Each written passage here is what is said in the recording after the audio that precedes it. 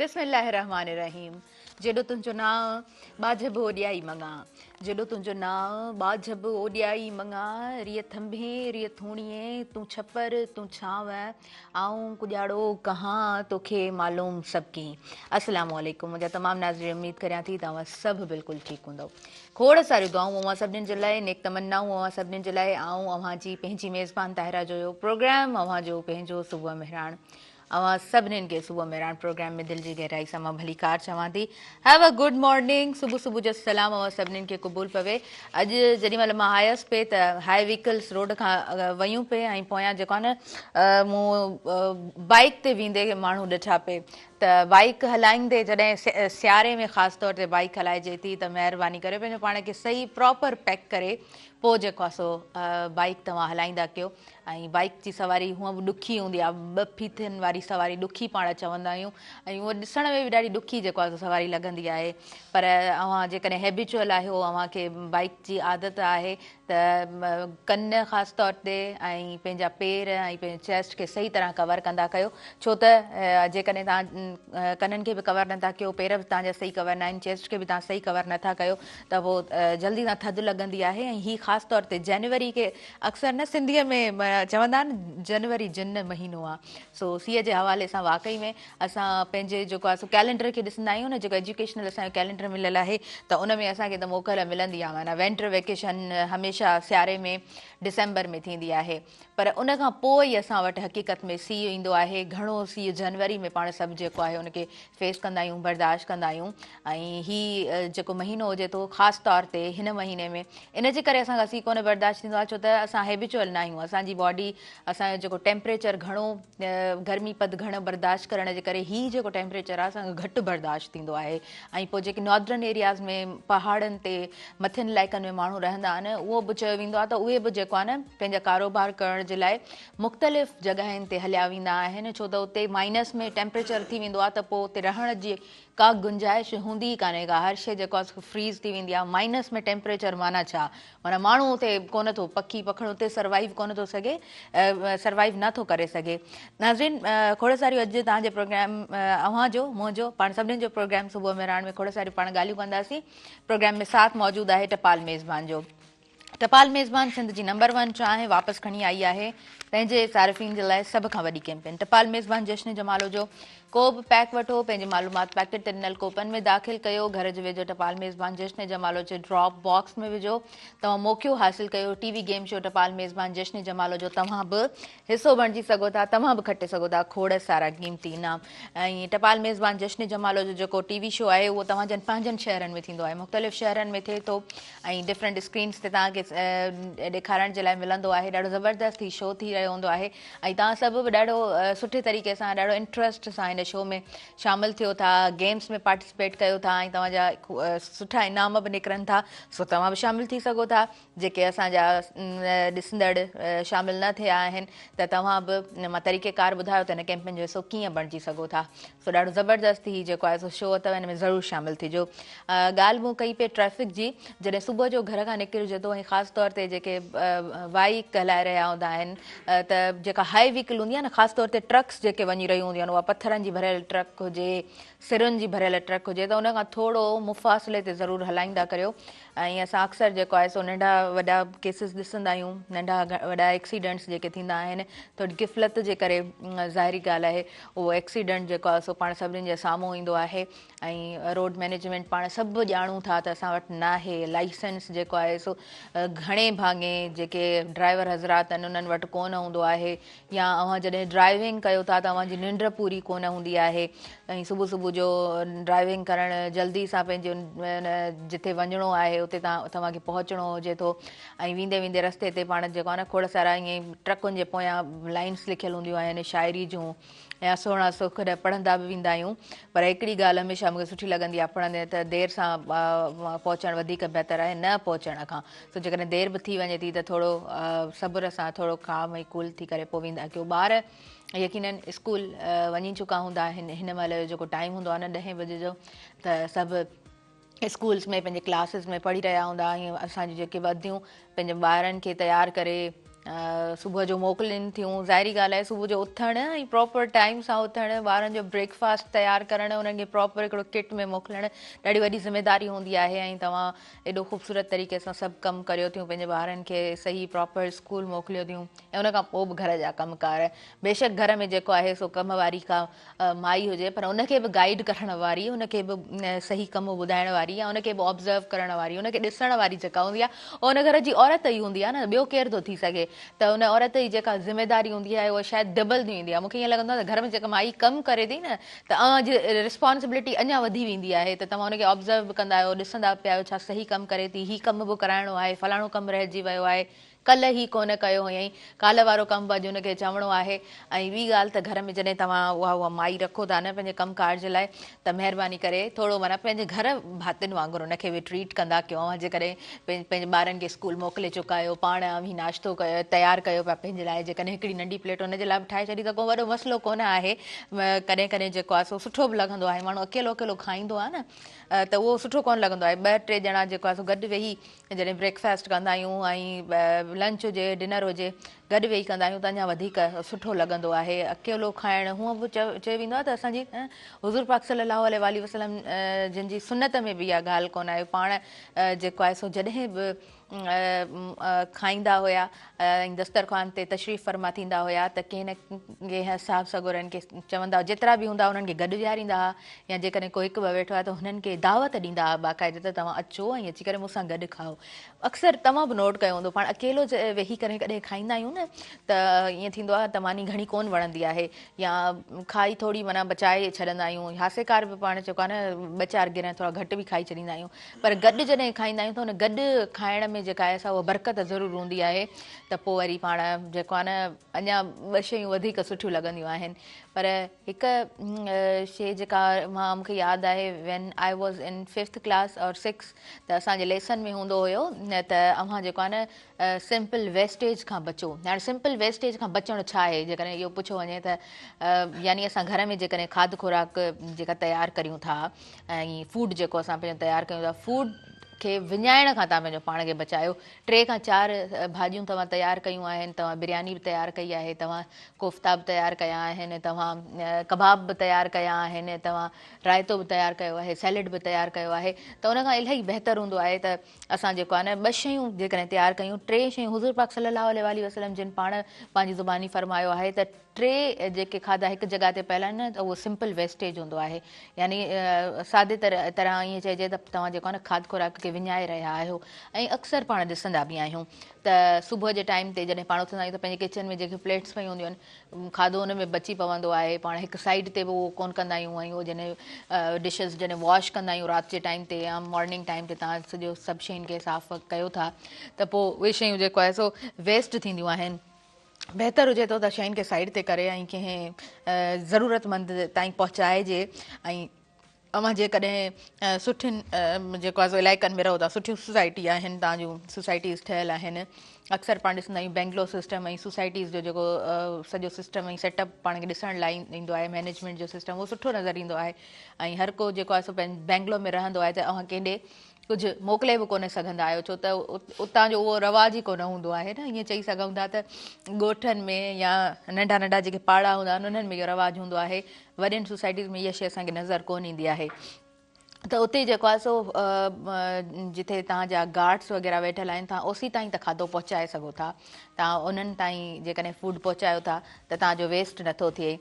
बाक़ी फ्रिज में रखी छॾणु या कोई जेको आहे सो तव्हांजे दरवाज़े ते कोई फ़क़ीर अचे थो उनखे ॾियणु, इहो बि सुठियुनि आदतुनि में हिकिड़ी शइ काउंट थिए थी। हरूभरू का शइ असांजी जेको आहे ज़ाया थी वञे उनखां 100 दफ़ा बहितरु आहे त कंहिंजे उहा शइ पेट में वञे, या सुठी ॻाल्हि आहे, सुठी आदत आहे।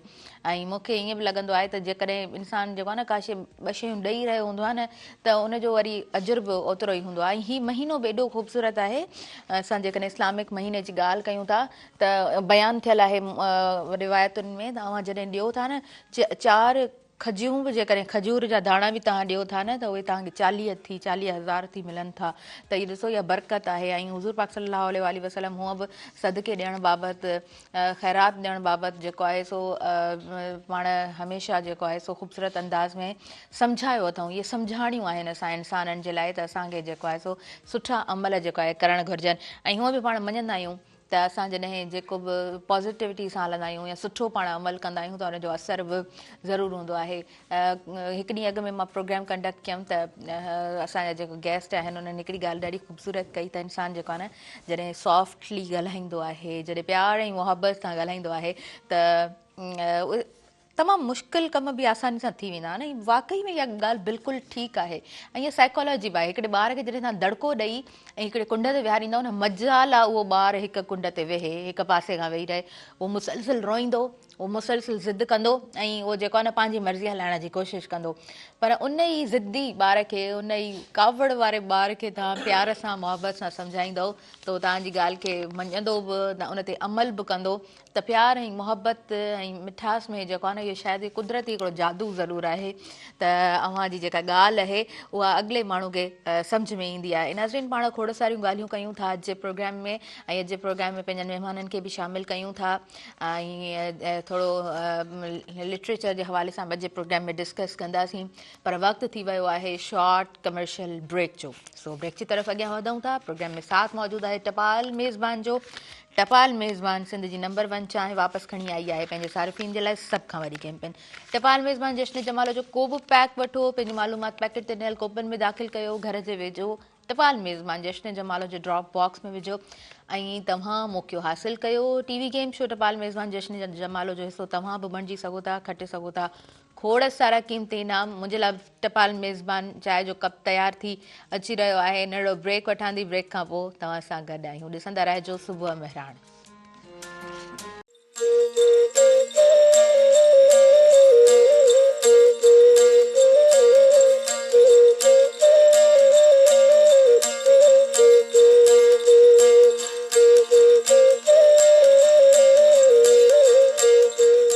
नाज़रीन, सभिनी ॾिसंदड़नि खे आऊं वीहर वेलकम चवां थी अव्हां जे पंहिंजे प्रोग्राम सुबुह मेहराण में। नंढिड़ो ब्रेक हुयो, ब्रेक खां पोइ वापसि अची चुका आहियूं ऐं मौसम जॾहिं तब्दील आहे त घणे भाङे घर जा वॾा घर भाती, वॾी उमिरि जा ऐं नंढड़ा ॿार उहे घणा इफेक्टेड रहंदा आहिनि हिन मौसम में।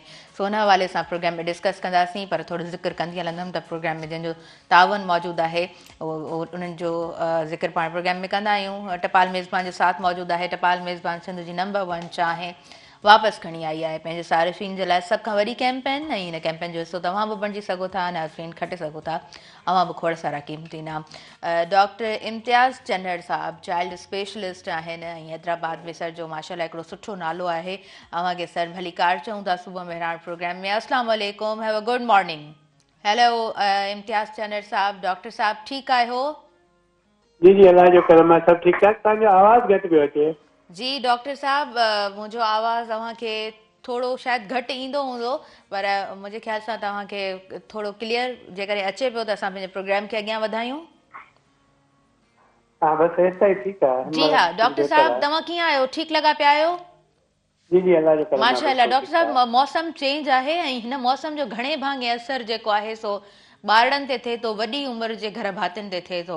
सो वायरल डिज़ीज़िस कहिड़ियूं हलनि पियूं ऐं एहतियात कीअं करणु घुरिजे?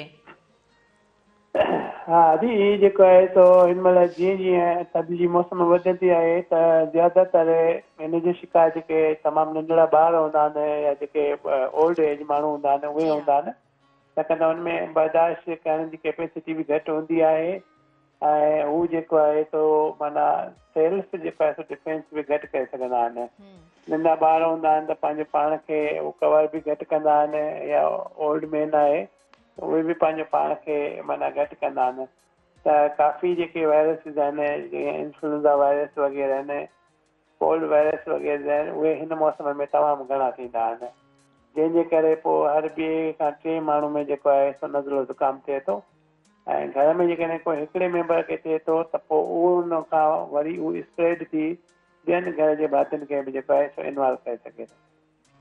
सही पिया चओ डॉक्टर साहब, ईअं बिल्कुलु आहे। अच्छा, जेकॾहिं साइनस जो मसइलो आहे दिमाग़ ते, या जेके असांजा चीक्स आहिनि हिन जे मथां नोज़ वारो साइड, इहो जेकॾहिं घणो हेवी रहे थो ऐं ख़ासि तौर ते माण्हू खे ख़बर कोन पवंदी आहे, डॉक्टर साहब हीउ साइनस जो मसइलो मूंसां बि अक्सर रहंदो आहे, सो इन जो भला सिंपल जेकॾहिं ट्रीटमेंट आहे त उहो कहिड़ो आहे? असल में ये जेको साइनोसाइटिस जो प्रॉब्लम हूंदो आहे, असल में कुदरत जेको आहे सो हिकिड़ो असांजी बॉडी स्ट्रक्चर्स अहिड़ियूं ठाहियूं आहिनि जो जी माना असांजे फेस जे बोन्स में जेका आहे मुख़्तलिफ़ जेको आहे सम्झो एयर स्पेसिस हूंदियूं आहिनि जेके असांजे माना फेस खे असांजे सर खे जेको आहे नक खे माना हल्को रखंदियूं आहिनि। पोइ जॾहिं बि नज़लो ज़ुकाम फ्लू थिए थो त पोइ उहे जॾहिं स्पेसिस ब्लॉक थी वेंदियूं आहिनि त पोइ असांखे जेको आहे सो ही हेवीनेस ऐं मथे में सूरु, मथो भारी भारी ऐं मुंहुं ॼणो की भारी भारी छड़ंदो आहे, ईअं महसूसु थींदो आहे।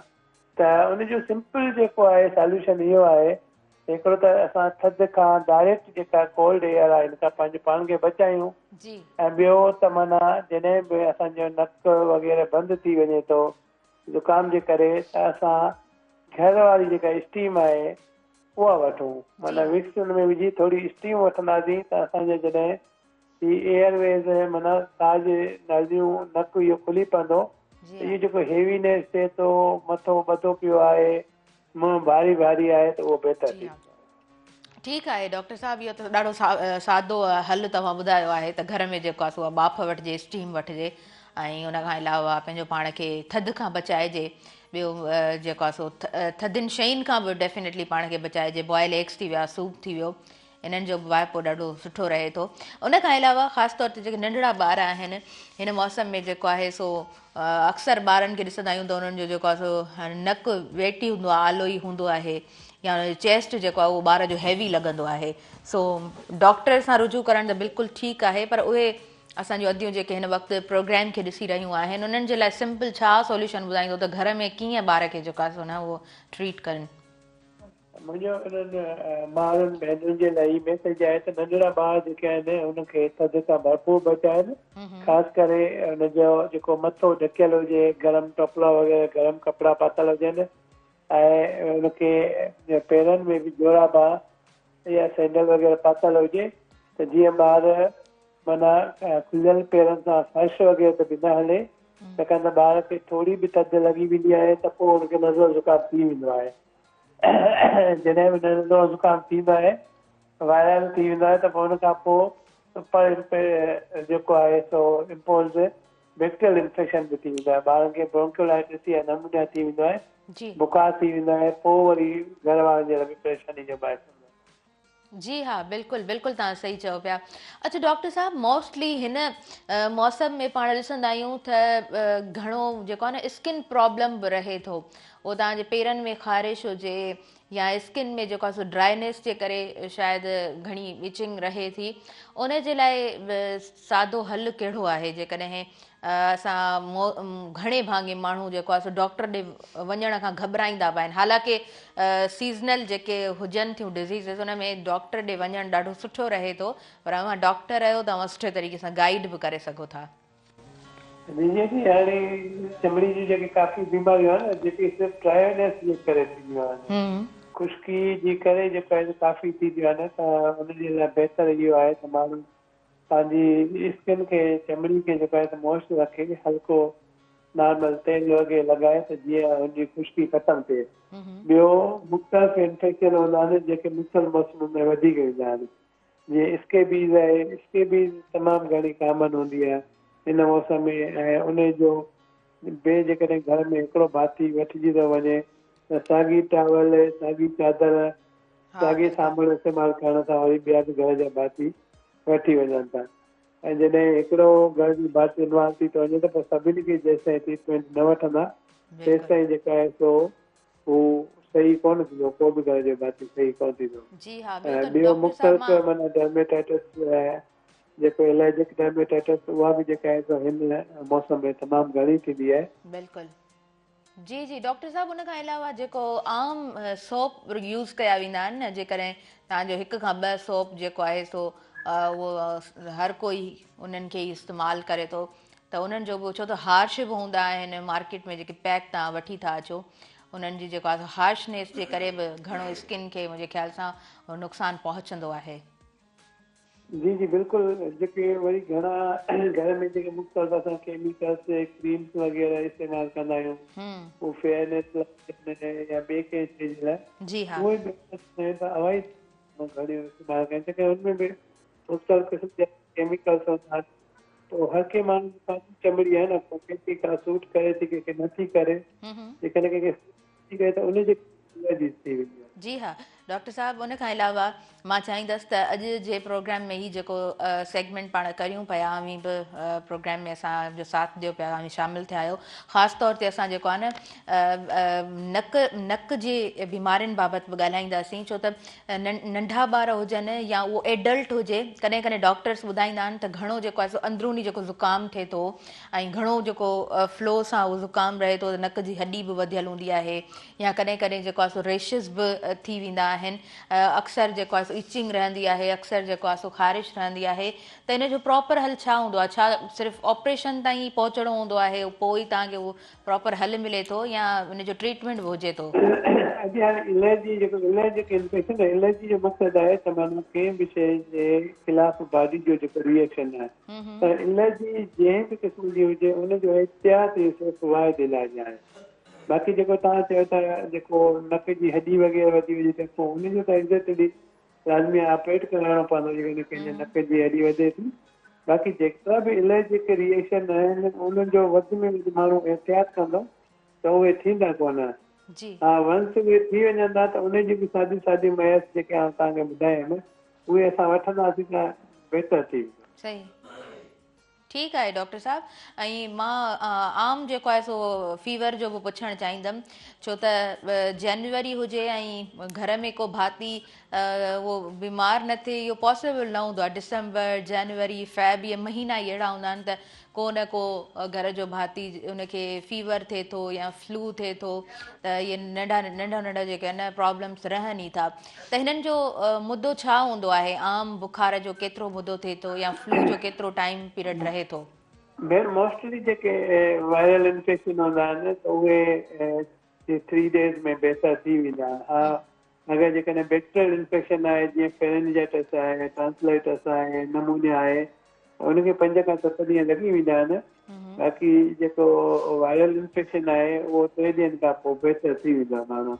जे वायरल इन्फेक्शन आहे त उनजो हिकिड़ो सिम्प्टोमेटिक ट्रीटमेंट हूंदी आहे, सिर्फ़ु असां फीवर खे सबसाइड करण जी मेडिसन ॾींदासीं, उनखां पोइ हुनजी डाइट जो ख़्यालु रखंदासीं ऐं जेको आहे सो नीम गरम पाणी जो इस्तेमालु कंदासीं त उहो बहितर थी वेंदो।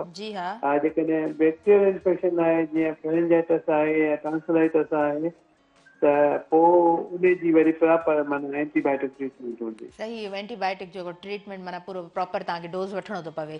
अच्छा डॉक्टर साहब, एंटीबायोटिक केतिरनि ॾींहंनि ताईं खाइणियूं हूंदियूं आहिनि? माना असां त ॾिसंदा आहियूं फ्रेंड्स सां मिलंदा आहियूं त बाबा एंटीबायोटिक पाणी जो गिलास ॾियो, 2 ढुक पाणी जा ॾियो, एंटीबायोटिक वठणी आहे, त भला अक्सर माण्हू वठंदा रहनि था, इहो भला छा मसइलो हुजे थो?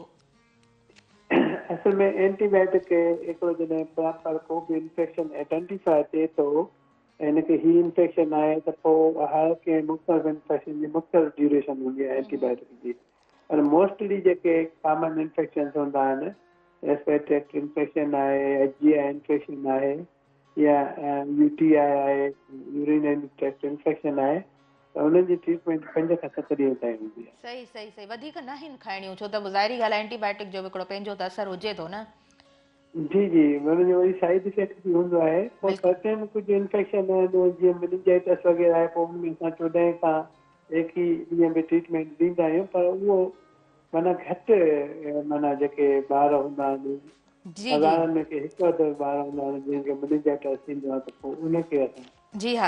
अच्छा डॉक्टर साहब, एंटीबायोटिक जे बाबति तव्हां जेको आहे सो सही तरीक़े सां ॼाण ॾिनी आहे। मुंहिंजे ख़्याल सां त हर कोई चाहींदो हूंदो त असां जेको आहे न घणे भाङे एंटीबायोटिक्स खां पासे ते ई रहूं छो त हुनजा पंहिंजा हिकिड़ा जेको आहे न साइड इफेक्ट्स हुजनि था। पर घणे भाङे इहो बि ॾिठो वेंदो आहे, अवां एज़ अ डॉक्टर इन ॻाल्हि खे यकीननि पंहिंजे उन इल्म में आंदो हूंदो त माण्हू अक्सर एलर्जिक टैबलेट्स खाईंदा रहंदा आहिनि।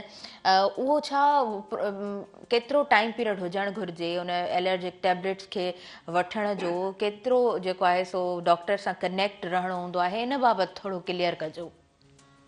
असल में हर जी टैबलेट खाइण ज़रूरत न आहे। जेकॾहिं सीवियर थी आहे एतिरी सीवियर पइजी आहे रूटीन ऑफ वर्क खे डिस्टर्ब करे थी त पोइ हू माना जेको आहे सो 2 to 3 days ताईं हू एंटी एलर्जिक ट्रीटमेंट खाई सघे थो।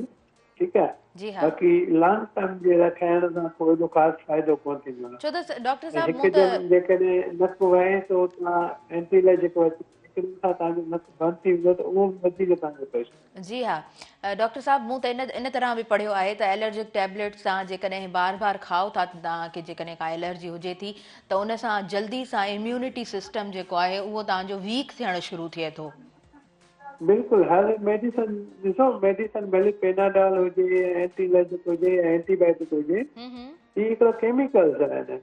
ही केमिकल्स नॉर्मली वञी असांजे जिस्म जे सिस्टम खे डिस्टर्ब कंदा आहिनि। फ़ाइदे सां गॾु हुननि जा पंहिंजा साइड इफेक्ट नुक़सान बि आहे। बिल्कुलु बिल्कुलु डॉक्टर साहब उन खां अलावा माण्हुनि जी जेका डाइट आहे उहा बि त प्रॉपर कोन हुजे थी न। सुबुह जो स्लाइस ब्रेड जो खाई वरितो किथे समोसो खाई वरितो किथे चाट जी प्लेट खाई वरिती प्रॉपर डाइट न हुजण जे करे बि हूअं बि इम्यूनिटी सिस्टम जेको आहे न अक्सर माण्हुनि जो वीक रहे थो। बिल्कुलु बिल्कुलु सही था चओ तव्हां। असां चवंदा आहियूं त माण्हू नॉर्मल रूटीन में बि नीम गरम पाणी इस्तेमालु करे भली गर्मी जी मौसम आहे या सर्दी जी मौसम हुजे गरम पाणी इस्तेमालु करे उहो जिस्म खे सही तरीक़े सां वॉश आउट करे छॾींदो एज़ कंपेयर टू जेको कोल्ड वाटर आहे। ऐं जेके बि हेल्दी ग़िज़ा जेतिरी असां खाईंदासीं असांजी इम्यूनिटी मज़बूत हूंदी त हल्का फुल्का वायरल ऐं बैक्टीरियल इंफेक्शन असांजो कुझु कोन थी करे। सही पिया चओ डॉक्टर साहब। मां एलर्जिक टैबलेट्स जो त तव्हां खां पुछी छॾियमि पर मां चाहींदसि त तव्हां जेको आहे न निंड जी टैबलेट्स जे बाबति बि थोरो ॻाल्हाइजो। घणे भाङे माण्हू निंड न अचण जो जेको सबबु हुजे थो हुनजे करे जेको आहे सो मेडिकल स्टोर ते वञनि था टैबलेट वरिती आहे बाबा राति जो वरिती आहे मूंखे आरामु अची वियो आहे त माना सभु मसइला हल थी विया आहिनि। असल में ॾिसो निंड नथी अचे माण्हू हुनजो रूट काज़ ॻोल्हे त छो नथी अचे। ठीकु आहे। हाणे निंड नथी अचे हुनजो टैबलेट खाई निंड करणु ई मसइले जो हल न आहे। हाणे ॾिसे त रूट काज़ कहिड़ो आहे। आया कोई फिज़िकल इंसल्ट आहे का तकलीफ़ आहे कोई ज़हनी परेशानी आहे या को जेको वर्कलोड आहे का जेको आहे सो ॿी परेशानी आहे। जेकॾहिं उहो रूट काज़ असां उनजो सॉल्यूशन कंदासीं त ऑटोमेटिकली निंड अची वेंदी। बाक़ी जेकॾहिं असां रूट काज़ खे सॉल्व न कंदासीं त कुझु ॾींहंनि ताईं त निंड जी टैबलेट निंड अची वेंदी पर उन खां पोइ वरी कोन ईंदी। सही सही डॉक्टर साहब असां जेको आहे सो एलर्जिक टैबलेट्स ते ॻाल्हायोसीं ऐं स्लीपिंग टैबलेट्स निंड जूं जेके टिकियूं थियनि थियूं उन्हनि ते ॻाल्हायोसीं। पेन किलर जेके टैबलेट्स हुजनि थियूं उन्हनि ते बि थोरो जेको आहे सो वाज़े कजो त हीअ जेके सूर ख़तमु करण वारियूं टिकियूं हुजनि थियूं जेके हर घर में कंहिं न कंहिं बॉक्स में पयूं हूंदियूं आहिनि टंगुनि में सूर आहे मथे में सूर आहे जिस्म में सूर आहे बाबा टैबलेट खाई वरिती मसइलो हल थी वियो थोरी देरि जे लाइ सही पर मसइलो त हल थियो आहे। असल में छा आहे त पहिरियां जेके माना माण्हू हूंदा त उहे हल्को फुल्को जेको बि जिस्म में पेन हूंदो उनखे बर्दाश्त कंदा हुआ। हिकिड़ो हुननि वटि टॉलरेंस वधीक हूंदी। हाणे असांखे हल्को मथे में सूर थो पए पोइ बि असां ॿ टैबलेट खाऊं था पेनाडोल। ॿी पेन किलर खे छॾियो पेनाडोल त हर घर में माना मर्द हुजे या औरत हुजे थोरी बि थकावट थिए थी ॿ पेनाडोल। पेनाडोल गोरी या जेके बि पेन किलर गोरियूं आहिनि न उन्हनि जा तमामु शदीद जेको आहे सो साइड इफेक्ट आहिनि ख़ासि करे उहो असांजे मादे या असांजे गुर्दनि ते तमामु घणो असरु अंदाज़ थिए थो। हाणे तव्हां अंदाज़ो लॻायो त हर 10 मां 5 माण्हू मादे जे मर्ज़ में मुब्तला आहिनि। कंहिंखे अल्सर आहे कंहिंखे मादे जी सोज आहे कंहिंखे डकारो आहे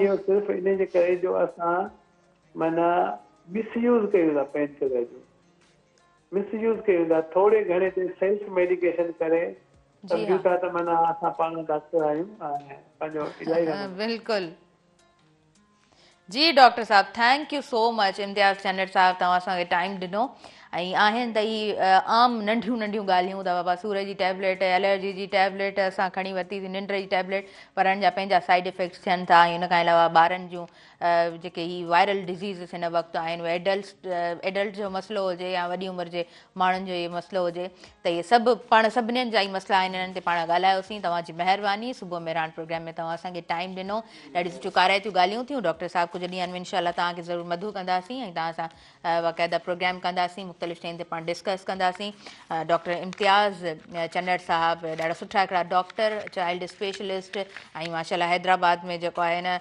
डॉक्टर साहिबु जो हिकिड़ो पंहिंजो नालो आहे ऐं डॉक्टर साहिबु जो हिकिड़ो ॾाढो ज़बरदस्त अलाह साईं उन्हनि खे शिफ़ा ॾिनी आहे उन्हनि जे हथ में शिफ़ा ज़रूरु आहे नाज़रीन असां वधंदासीं शॉर्ट कमर्शियल ब्रेक जी तरफ़ ऐं प्रोग्राम में साथ मौजूदु आहे टपाल मेज़बान जो टपाल मेज़बान सिंध जी नंबर 1 चाहे वापसि खणी आई आहे पंहिंजे सारिफ़ीन जे लाइ सभ खां वॾी कैंपेन टपाल मेज़बान जश्न जमाल जो को बि पैक वठो पंहिंजी मालूमात पैकेट ॾिनल कोपन में दाख़िल कयो घर जे वेझो टपाल मेज़बान जश्न जमालो जे ड्रॉप बॉक्स में विझो तव्हां मोकिलियो हासिलु कयो टीवी गेम शो टपाल मेज़बान जश्न जमालो जो तव्हां बि हिसो बणिजी सघो था तव्हां बि खटे सघो था खोड़ सारा क़ीमती इनाम सो असां सां कनेक्टेड रहिजो ॾिसंदा रहिजो अव्हांजो पंहिंजो प्रोग्राम सुबुह में राण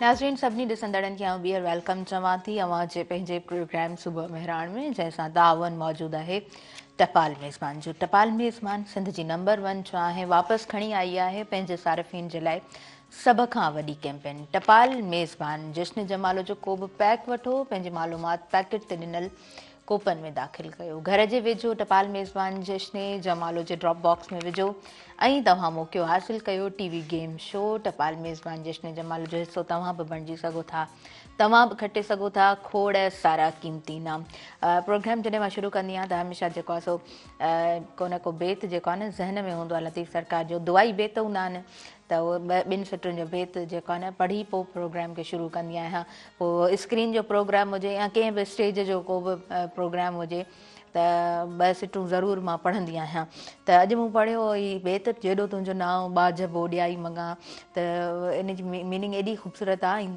तव्हां जेको आहे न थोरो रुॻो अखियूं बंदि करे दिलि सां महसूसु कजे न त वाक़ई में जेॾो तुंहिंजो नाव परवरदिगार जो जेॾो वॾो नालो आहे असां उन खां उमेद बि ओॾी वॾी रखूं न ओतिरो ई दिलि जी गहराई सां ऐं उन्हनि उमेदुनि सां रब खे ॿाॾायूं ऐं रब खे पुकारियूं ऐं रब खां घुरूं त पोइ बेशक उहो रब ॾींदो आहे ऐं उन इंसान खे बेहिसाब ॾींदो आहे पर अलाह बि जेको आहे न इंसान मां हिकु जेको आहे सो हुनखे जेकॾहिं कमु चऊं त उहो रब ॾई छॾियो आहे उहा आहे महिनत तव्हांखे महिनत करणी आहे ऐं इंसानु जॾहिं पतो ॾींदो आहे न त पोइ असांखे उन सुरससीअ में उहा स्ट्रगल नज़र बि ईंदी आहे त जबल झाॻींदियासीं मिलियो त मिलंदियासीं न त घोरी जान जतन तां पोइ पंहिंजा जेको आहे स्टेप्स तय कंदी ईंदी आहे त हीअ बि कंदमि हीअ बि कंदमि हीअ बि कंदमि सभु महिनतूं कंदमि अनेक महिनतूं कंदमि पर उहा मंज़िल उहो जेका मूंखे मंज़िल जेकॾहिं नज़र न आई न मिली त पोइ मिली त मिलंदी आसि न त मां पंहिंजी जान जेको आहे सो घोरे छॾी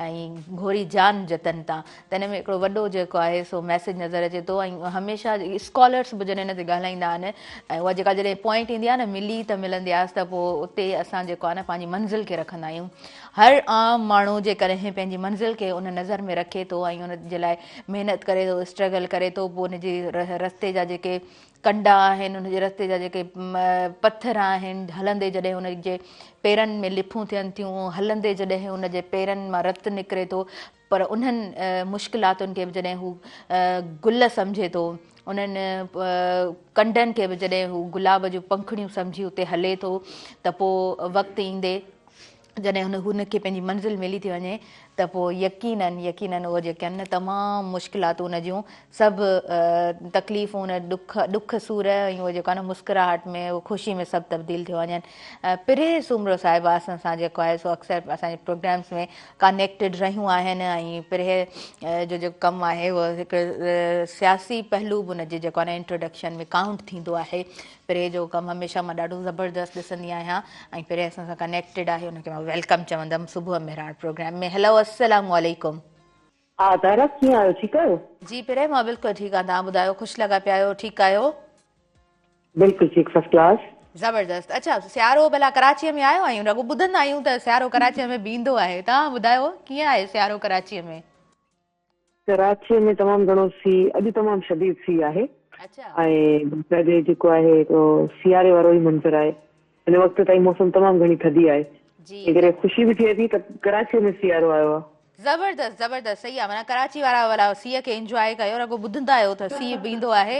अॼु थोरो स्वेटर वेटर पाए ॿाहिरि निकिरो।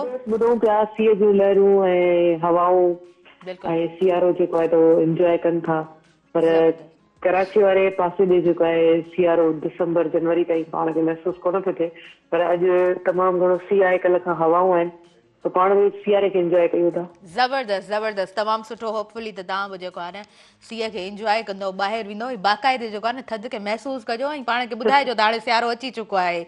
अच्छा पिरे, मां प्रोग्राम में ॻाल्हि कई पे त ससीअ जो जॾहिं सुर पाण पढ़ंदा आहियूं, लतीफ़ सरकार जो सुर पाण खे नज़र ईंदो आहे त जबल जाॻींदियासि, मिलियो त मिलंदियासि, न त घोरी जान जतन तां। त उते असांखे जेको आहे सो पंहिंजा स्कॉलर्स ॿुधाईंदा आहिनि त उहा मिलियो त मिलंदियासि, उहा मंज़िल आहे। ऐं मंज़िल खे जेकॾहिं केरु ॾिसी हले थो, उनजे रस्ते जा जेके पेचरा पंध आहिनि, उहे ॾुखियायूं आहिनि, उहे कंडा आहिनि, जॾहिं उनखे हू गुल सम्झी हले थो त पोइ उनखे उहा पंहिंजी मंज़िल मिले थी। उते ई पाण सिंध जी औरत खे ॾिसूं था।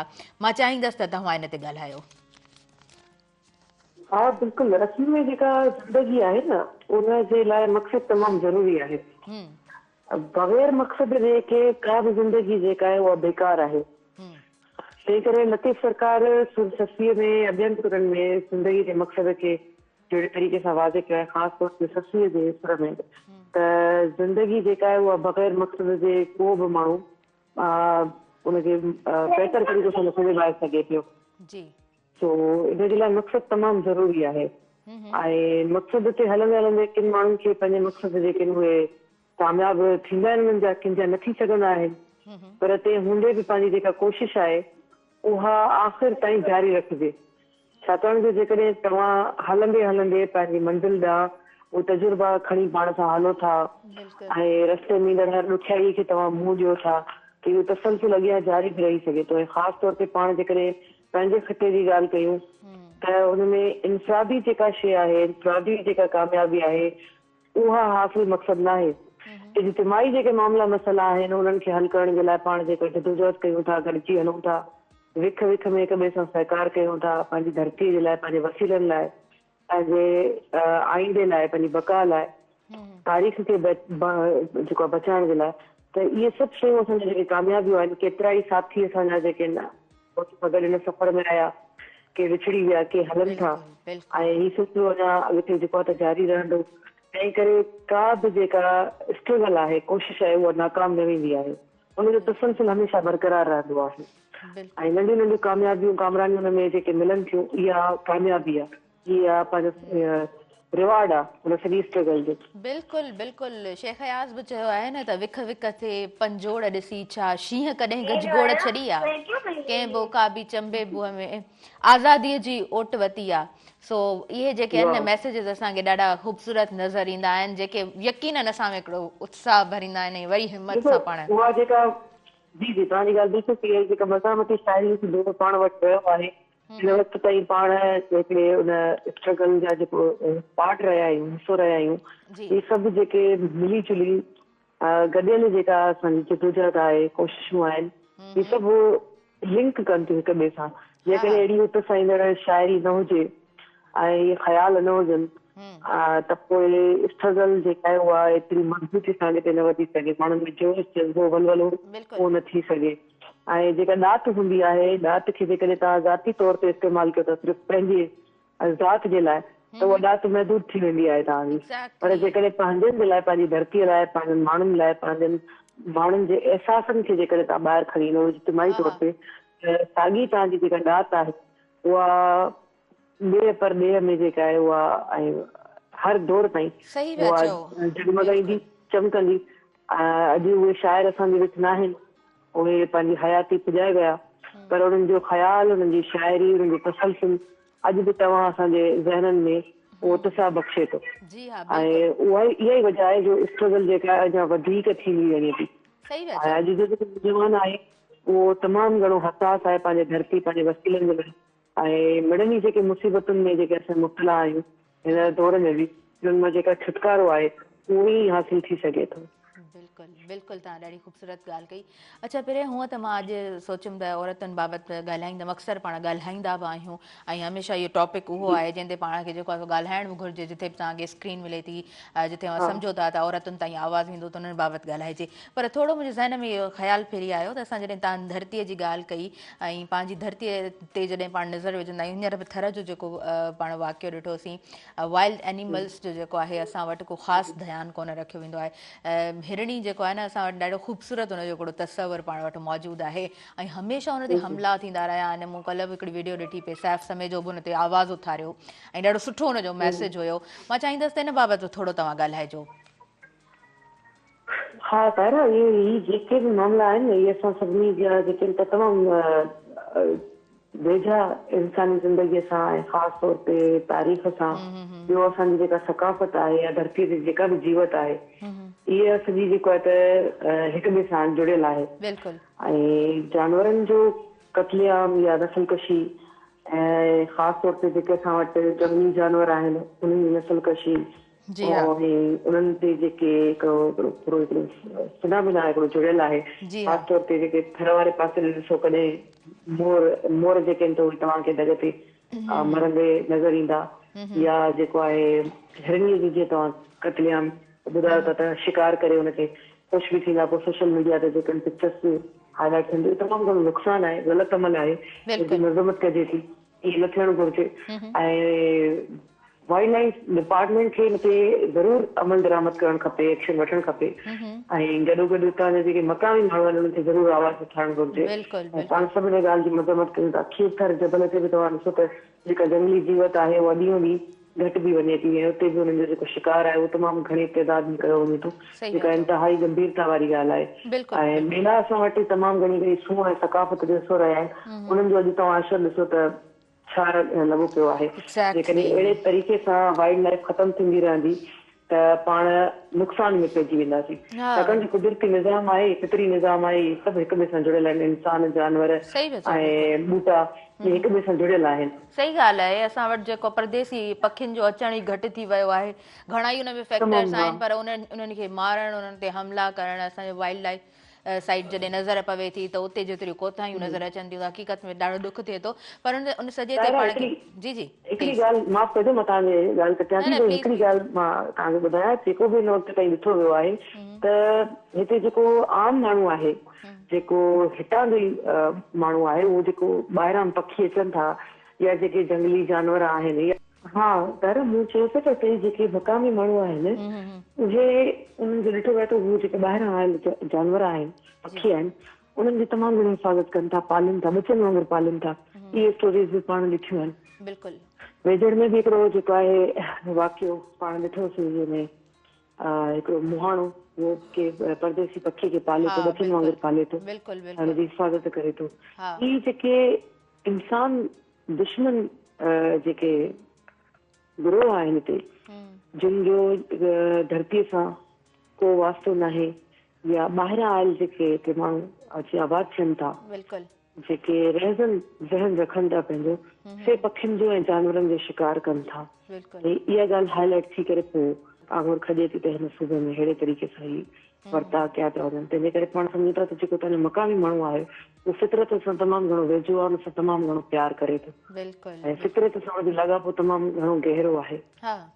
रहज़न ज़हन रखंदड़ क़ुवतूं आहिनि, इहे वाइल्ड लाइफ खे तबाह कनि थियूं, इहे फितरत जी दुश्मन आहिनि, इहे धरतीअ जी दुश्मन आहिनि। तंहिं करे पाण खे इहा ॻाल्हि सम्झणु खपंदी आहे त असुल मसइलो आहे किथे। जी हा, बिल्कुलु। इहा जेका चेन बेसिकली असां वटि आहे न, उनखे सम्झणो पवंदो ऐं आम माण्हूअ खे आवाज़ उथारणो पवंदो। आम माण्हू में हिकिड़ी वॾी ताक़त मौजूदु आहे जेकॾहिं उहो सम्झे त। ऐं अॼुकल्ह त पाण वटि जेको ई सोशल मीडिया जो जेको दौरु आहे न, हिते आम माण्हू जेकॾहिं गॾिजी आवाज़ उथारे थो त पोइ हुनजो असर बि बाक़ाइदा आहे ऐं असांखे जेको आहे न पंहिंजा राइट्स यकीननि हासिलु करे सघूं था। जेका ॿनीअ ते बि वञे थी सुबुह जो, उहो प्रॉपर टाइम पंहिंजे घर में बि ॾिए थी ऐं माना 24/7 हिकिड़ो कंटिन्यूअसली कमु करे थी, उन खां पोइ जॾहिं हुनजो हुनर ते नज़र पवे थी त हुनजो हुनर कमाल असांखे नज़र अचे थो। मां चाहींदसि त इन पासे खे थोरो तव्हां बि ॾिसो, हुन पासे ते ॻाल्हायो। हा तारा तमामु हिकिड़े इम्पोर्टेंट इहो टॉपिक आहे, छाकाणि जो रोज़ असांजे आसपास अहिड़ा जेके किरदार नज़र अचनि था ऐं तमामु घणी हिमत जहिड़ी ॻाल्हि आहे। सभिनी सां जेका हिकिड़ो पोइटिकल जेको तबिको आहे, नज़रअंदाज थियल समाज में जेको तबिको आहे, वॾी हिमत ज़रूरत ऐं वॾी तसलसल सां पंहिंजो पाण मल्हायो आहे। ऐं न सिर्फ़ु सकाफ़ती शयूं पंहिंजे हुनर सां जेको असां ॼाणनि पर उन तालीमी मैदान में बि पंहिंजो पाण मल्हायो आहे। तंहिं करे हुनर ऐं तालीम इहे ॿई जेके अॼोके दौर में, हाणे त 2026 हले थो पियो, दुनिया असांजे मुठ में आहे, असां ॾिसी सघूं था त कहिड़े तरीक़े सां पंहिंजे हुनर खे, पंहिंजे सलाहियतुनि खे माण्हू अॻियां आणे सघे थो। छाकाणि जो ॾिसो न तालीम सां, तालीम जेका तमामु ज़रूरी आहे हुनर सां गॾु गॾु, ऐं हुनर जेकॾहिं तव्हां वटि आहे त तव्हां जेको पंहिंजी तालीम सां हुनखे अञा वधीक एनहेंस करे सघो था, प्रोमोट करे सघो था, ॿाहिरि आणे सघो था। ॿाहिराड़ी ज़रूरत जी जीअं तव्हां ॻाल्हि कयो था त मुख़्तलिफ़ क़िस्म जा हिते फेस्टिवल्स लॻंदा, उन्हनि फेस्टिवल्स में जॾहिं हुनजे हथ जो हुनर अचे थो त तमामु घणी ख़रीदारी बि थिए थी ऐं साराहियो बि वञे थो उन्हनि खे। पर इहा ई साॻी जेका आहे, साॻियो हुनर जेको आहे, साॻी जेका हुननि जी तरबियत आहे, महारत आहे, उनखे खणी करे पंहिंजे इलाइक़नि में ऐं आसपास उनखे डिजिटलाइज़ कनि त मां सम्झां थी तमामु घणो उन्हनि खे फ़ाइदो पहुची सघे थो। ऐं अहिड़े क़िस्म जा मर्कज़, अहिड़े क़िस्म जा जेके सेंटर्स आहिनि काइम करे उन्हनि खे ज़रूरु सिखिया ॾिनी वञे, छो त अॼुकल्ह जेका डिजिटल मार्केटिंग आहे उनजो तमामु घणो रुझान वधी रहियो आहे। त इहो पाण खे इज्तिमाही तौर ते इकोनॉमिकली फ़ाइदो बि ॾींदो ऐं गॾोगॾु असांजी जेका हुनर आहे उनखे बि प्रमोट कंदो। तमामु घणा मल्टीपल फ़ाइदा पाण खे नज़र अचनि था। एग्ज़ैक्टली। अच्छा, इकोनॉमिक साइड जी जॾहिं पाण पहिरियों ॻाल्हि कयूं था त असां वटि पाण चवंदा आहियूं इकोनॉमिक मार्केट खे सम्झणु केतिरो ज़रूरी आहे, छो त मां नथी सम्झां त अपॉर्चुनिटीज़ हुजणु का वॾी ॻाल्हि आहे। तव्हां वटि ई कॉमर्स, हर शइ तव्हांजे अखियुनि जे अॻियां मौजूदु आहे, पर उन चेन जो हिसो बणजणु हक़ीक़त में वॾी ॻाल्हि आहे, उन इंडस्ट्रीज़ में वञणु वॾी ॻाल्हि आहे। हा बिल्कुलु, ॾिसो अॼुकल्ह जेको आहे का पूंजी न आहे ऐं चैट जीपीटी जो दौरु आहे। इन खां अलावा सोशल मीडिया ते तमामु घणी अहिड़ी वीडियोज़ ऐं व्लॉग्स आहिनि जंहिंमें इनजी सिखिया बि ॾिनी वञे थी, पर तंहिं बावजूदि बि प्रैक्टिकल जेके सिखिया सेंटर आहिनि, इदारा आहिनि, उन्हनि खे ज़रूरु बहाल थियणु घुरिजे। इन करे हुकूमत खे बि अहिड़ा कदम खणणु घुरिजनि जिते वोकेशनल ट्रेनिंग सेंटर ज़रूरु क़ाइमु कया वञनि त जीअं अहिड़ो हुनरमंद जेके ख़ासि तौर ते औरतूं आहिनि उहे पंहिंजे गुज़र सफ़र लाइ ट्रेनिंग वठनि ऐं ट्रेनिंग वठी करे पंहिंजी मुहारत खे अञा वधीक पॉलिश करे उनखे मार्केटिंग ताईं आणनि। छाकाणि जो इहो तमामु घणो वक़्त जी अहम ज़रूरत बणिजी चुकी आहे ऐं इनजी तमामु घणी डिमांड बि आहे मार्केट में। ऐं जेतिरो माण्हू पंहिंजे कम खे वधीक वाखाण करे थो ॾेखारे थो, ओतिरी ई मार्केटिंग वैल्यू जेका आहे उहा अॻिते थिए थी। मां सम्झां थी त जेकॾहिं हिनजे इदारनि में ट्रेनिंग ॾिनी वञे, हिनखे प्रॉपर तरीक़े सां हैंडल कयो वञे त वॾी वॾी इंडस्ट्रीज़ ऐं कंपनीज़ बि क़ाइमु थी सघनि थियूं जेके असांखे तमामु घणो फ़ाइदो बि ॾेई सघनि थियूं। ख़ुदि हुन जेको आहे माण्हूअ खे ज़रूरु ॾियनि थियूं हिकिड़े फ़र्द खे, पर गॾोगॾु पूरे हिकिड़े क़ौम खे ग्राउंड रियलिटीज़ जेके आहिनि उनमें तमामु जेको आहे हुनजो फ़ाइदो पहुची सघे थो पियो। हा, छो त इकोनॉमी में वरी बि असांजो जेको आहे न हिकिड़ो हिसो पहुचे थो ऐं हर माण्हू जॾहिं उन रफ़्तार में अची वञे थो त हू कॉन्ट्रीब्यूट करे रहियो हूंदो आहे। अच्छा, उन खां अलावा जॾहिं असां ई कॉमर्स जी ॻाल्हि कयूं था, इकोनॉमिक साइड जी ॻाल्हि कयूं था, असां जेको आहे सो इंडस्ट्रीज़ जी ॻाल्हि कयूं था, त असांखे वरी बि पंजाब वारो पासो किथे न किथे मां ईअं ॾिठो आहे, मां पंहिंजी ऑब्ज़र्वेशन में इहा शइ महसूसु कई आहे त उतां जो नौजवान वरी बि वधीक एक्टिव नज़र अचे थो। पहिरीं तव्हांजो हिकिड़ो सियासी पहलू बि अव्हांजी जेको आहे न इंट्रोडक्शन में असांजे नज़र अचे थो। ऐं छा था सम्झो त असां वटि सिंधी छोकिरी या उहा औरत अञा ताईं उन तरह नज़र छो न आई आहे, उनजे पोयां छा रीज़न्स हुजनि था? न तारा मां थोरो हिनखे एक्सप्लेन कंदसि त असां वटि जेको आहे न कल्चर उहो इहो रहियो आहे त असां वटि औरत जेका आहे उहा तमामु घणी एम्पावर आहे। तारीख़ी तौर ते वेझण में बि जेकॾहिं ॾिसे कॾहिं पाण वटि हिंदू हिते गॾु हुआ, हिंदू सिंधी, सो उन्हनि जे दौर खां वठी उन खां अॻु में पंहिंजो जेको तारीख़ी तौर ते औरत असांजी तमामु घणी एम्पावर रही आहे ऐं तमामु घणा फ़ैसिला जेके आहिनि पाण कया आहिनि ॿाहिरि निकिरणु। इवन दो तव्हां हैदराबाद में जी यूनिवर्सिटीज़ मां ॾिसो त उन वक़्तु जेके आहिनि क्लास फेलो ट्रिप ते या स्कूल या कॉलेज ट्रिप ते यूरोप ॾांहुं जेके आहिनि त छोकिरियूं अकेलियूं ईंदियूं वेंदियूं हुयूं। असांजी फीमेल्स जेके आहिनि तमामु घणी एम्पावर हुयूं ऐं रेल जी टिकट विकिणंदड़ हिंदू औरत, टिकट चेकर जेका आहे उहा हिंदू औरत जेको आहे त रही आहे। ऐं ख़ासि तौर ते असां वटि जेको तालीमी मयार में जेकॾहिं ॾिठो वञे तमामु घणा नाला आहिनि जेके तारीख़ी तौर ते उहे पंहिंजो नालो जेको आहे तमामु वॾो नालो कमायो, उन्हनि सदवतूं ॾिनियूं आहिनि। विच में पाण ॾिसूं था त जेको हिकिड़ो गेप आहे, मुसलसल सियासी हिकिड़ो दौर हिते रहियो आहे, उन में काफ़ी शयूं तब्दील थियूं आहिनि ऐं जेके ज़रूरतूं आहिनि, सहूलियतूं आहिनि, उन्हनि जी अनाथ जे करे पाण कुझु वक़्त जे लाइ जेको थोरो पोइते रहिया आहियूं। ऐं हरगिज़ में बि नथो चई सघिजे त एम्पावरमेंट असां वटि न रही आहे, आज़ादी न रही आहे, औरत खे अपॉर्चुनिटीज़ न रहियूं आहिनि।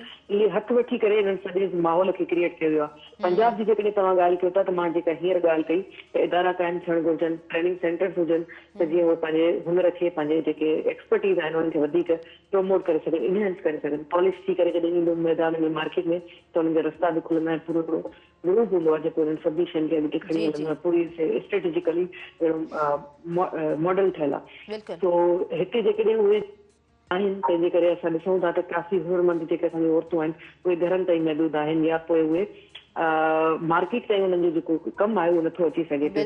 साॻिए तरीक़े सां जेकॾहिं असां वटि सिस्टम खे बहितर कयो वियो, इदारा जेकॾहिं ईमानदारी ऐं सचाई सां ट्रेनिंग सेंटर खोले मार्केट ताईं पंहिंजी जेका रसाई पहुचाइनि ऐं पूरी टीम जेका आहे तयारु थिए, कंपनीज़ क़ाइमु थियनि, त पाण सम्झूं था त बाक़ी सूबनि खां वधीक पाण वटि जेको हुनर आहे उहो वधीक प्रमोट थी सघे थो। न सिर्फ़ु हुनर, ॿिया स्किल्स काफ़ी जेके आहिनि उहे प्रमोट थी सघनि था पिया। दुनिया जान में हिन वक़्तु असां वीडियोज़ ॾिसंदा आहियूं कि टूरिस्ट विज़िट्स आहिनि, उहे कनि था। हुनमें बि तमामु जेको आहे पैसो बि आहे, प्रमोशन बि आहे, गॾोगॾु जेको आहे तमामु घणी नॉलेज बि आहे ऐं हिकिड़ो माण्हू पंहिंजे जेके सलाहियतूं हुनखे बि प्रमोट करे थो।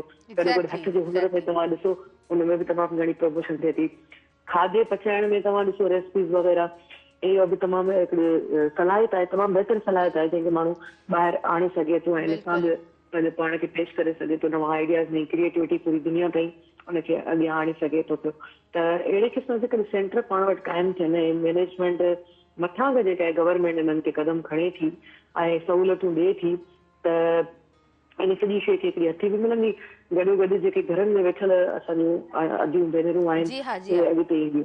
मां तव्हांखे हिकिड़ी नंढड़ी हिते ॻाल्हि ॿुधायां त हिकिड़ी छोकिरी आहे नंढड़ी 10-12 सालनि जी, सो अॼुकल्ह ठाहे थी पई बीड्स ब्रेसलेट्स पंहिंजे आइडिया सां, पंहिंजी क्रिएटिविटी सां। ऐं उन हिकिड़ो जेको आहे व्हाट्सएप ग्रुप ठाहे छॾियो आहे।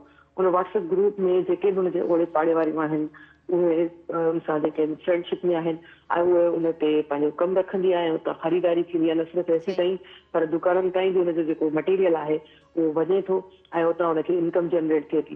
जेकॾहिं अहिड़े क़िस्म इनखे जेकॾहिं ऑर्गेनाइज़ कजे ऐं इनखे जेकॾहिं प्रमोट कजे त अञा वधीक ॿियूं जेके नियाणियूं आहिनि उहो उन्हनि में बि जेका इहे सलाहियतूं आहिनि उनखे अञा वधीक ॿाहिरि कढी सघनि थियूं ऐं इन मां सुठा नतीजा बि निकिरी सघनि था। गॾोगॾु जेको बिज़नेस आहे उहो तमामु घणो अपग्रेड थी सघे थो। त हिन जेके नुक़सान पाण वटि जेके आहिनि उहे इदारनि जी खोट ऐं मार्केट वैल्यू न हुजण जे करे आहे।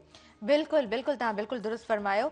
ऐं असां वटि जेकॾहिं सुठियूं अपॉर्चुनिटीज़ हुजनि थियूं त घणे भाङे असां ॾिसंदा आहियूं त उतां खां असांखे न हिकिड़ियूं सुठियूं स्टोरीज़ बि पोइ बाद में नज़र ईंदियूं आहिनि ऐं उहा कंटिन्यूटी बि औरतुनि जी नज़र ईंदी आहे।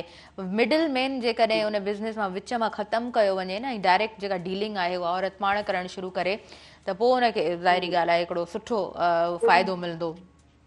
जी भेण, अॼुकल्ह त सोशल मीडिया जो दौर आहे ऐं सोशल मीडिया ते का बि तव्हां स्टोरी या पंहिंजे कम खे जेकॾहिं हाणे रखी सघो था सॼी दुनिया हुनखे ॾिसे थी। जेको आहे त हुनजी जेका रीच आहे तमामु घणी वधे थी पई, पर हुनजे बावजूद बि इदारनि जो हुजणु तमामु ज़रूरी आहे। मार्केट जेसिताईं न हूंदी, ओपन मार्केट तमामु ज़रूरी आहे। ओपन मार्केट में माण्हू पंहिंजे कम खे अञा वधीक प्रमोट करे सघे थो।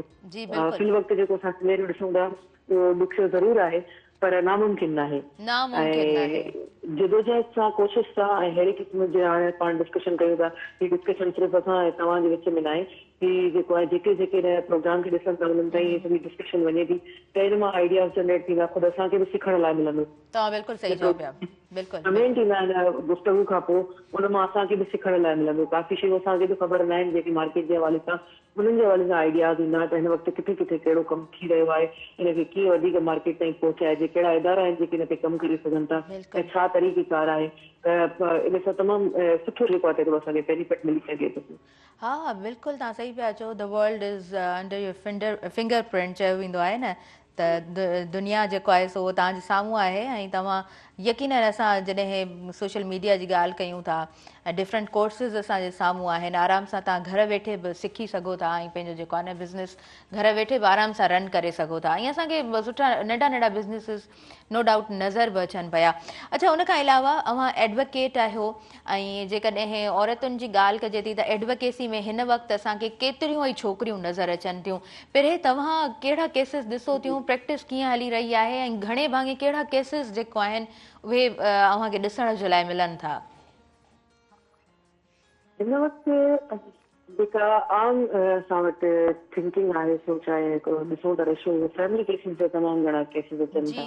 ऐं हिकु पासे जेकॾहिं हिनखे नुक़सान वारे पासे में ॾिसे त ठीकु आहे, थोरो नुक़सान थिए थो, पर ॿिए पासे इहो बि ॾिसूं त जेके घरेलू तशदुद वायलेंस थियनि था ऐं औरत गुलाम बणिजी करे हिकिड़े अहिड़े घर में अहिड़ी ज़िंदगी गुज़ारे थी जिते हुनजी सलाहियतूं घटिजंदियूं रहनि थियूं, उहा हिकु जानवर मिसल थी वञे थी या मशीन थी वञे थी जंहिंमें सिर्फ़ु कमकार करिणो आहे, ॿार पालणा आहिनि, महदूद थी वञे थी, उन हिकिड़ो एक्शन वठणु शुरू कयो आहे।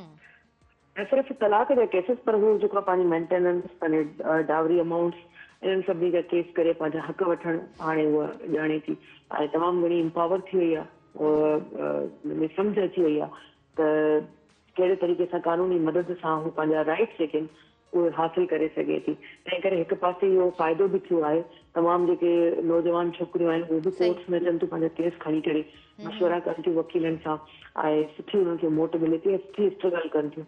त मां सम्झां थी त इहो पासो तमामु असांखे शानदार नज़र अचे थो त बजाए घर में वेही रहण, हथ ते हथु रखी करे ऐं ज़ुल्म, जबर, ॾाढ, वायलेंस जो शिकार बणजण खां बहितर आहे त हू पंहिंजा राइट्स जेके आहिनि त उहे बचाए करे पंहिंजी ज़िंदगी बहितर बणाइनि थियूं। इन करे मां सम्झां थी त इहा सुठी ॻाल्हि आहे।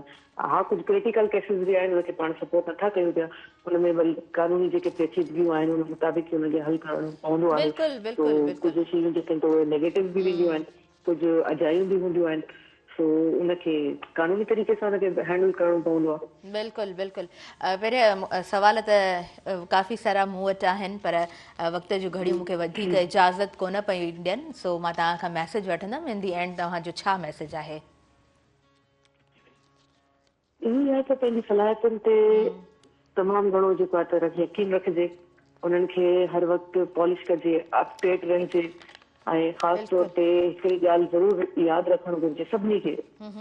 मां सिर्फ़ु स्पेसिफिकली औरतुनि जी ॻाल्हि न कंदसि, हिते सभई जेके हिन धरती जा रहवासी आहियूं, हिन वक़्तु दुनिया जूं हालतूं असां सभिनी जे अॻियां आहिनि ऐं वेनेज़ुएला सां जेको कुझु थियो आहे ऐं ॿिया जेके मुल्क निशाने ते आहिनि, हिन वक़्तु असांखे बि अलर्ट थियणु घुरिजे इन्हनि सभिनी मामलनि ते ऐं अहिड़नि कमनि खे, अहिड़ी जेको पावर शो खे विंझणु खपे ऐं गॾोगॾु असांखे यकजहती करणु खपे, ॿधी करणु खपे, पंहिंजी सलाहियतुनि खे वधाइजे ऐं पंहिंजी सलाहियतूं पंहिंजी धरती जे लाइ वक़्फ़ु कजनि ऐं जेके जेके शयूं असांजे गॾियल मफ़ादनि जे लाइ उन्हनि ते ज़रूरु हिकु पेज थी बीजे ऐं पंहिंजो ऐं पंहिंजी धरती ते वजूद बचाइजे। ज़बरदस्त, थैंक यू सो मच। पहिरियों एतिरा ख़ूबसूरत तव्हांजा लफ़्ज़, ॾाढो सुठो मैसेज असांजे तमामु व्यूअर्स ताईं पहुतो।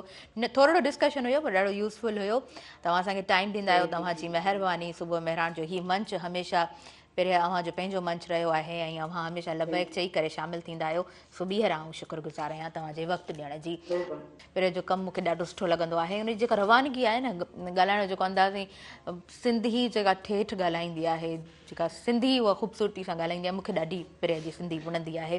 नाज़रीन, हींअर तव्हां खां मां इजाज़त वठंदसि, मूंखे ॾींदव इजाज़त ऐं असांजा जेके मुआज़िज़ महिमान शामिल रहिया उन्हनि सभिनीनि जी मां शुक्रगुज़ार आहियां जिन असांखे वक़्तु ॾिनो, जिन जे शामिल थियण सां असां ख़ूबसूरत प्रोग्राम ऐं सुठो डिस्कशन अव्हां ताईं पहुचाए सघियासीं। पूरे प्रोग्राम सां नाज़रीन साथ मौजूदु रहे टपाल मेज़बान जो। टपाल मेज़बान सिंधी नंबर 1 चांहि वापसि खणी आई आहे पंहिंजे सारिफ़ीन जे लाइ। सभ खां वॾी कैंपेन टपाल मेज़बान जश्न जमालो जो को बि पैकेट वठो, पंहिंजी मालूमात पैकेट ते ॾिनल कोपन में दाख़िल कयो, घर जे वेझो टपाल मेज़बान जश्न जमालो जो ड्रॉप बॉक्स में विझो, मौक़ो हासिल कयो। टीवी गेम शो टपाल मेज़बान जश्न जमालो जो हिसो तव्हां बि बणिजी सघो था, तव्हां बि घटे सघो था। खोड़ सारा क़ीमती इनाम मूंखे ॾींदव इजाज़त, मुंहिंजी इंटायर टीम खे इजाज़त ॾींदव, पंहिंजी दुआउनि में भरपूर रखंदव यादि। अल्लाह निगहबान।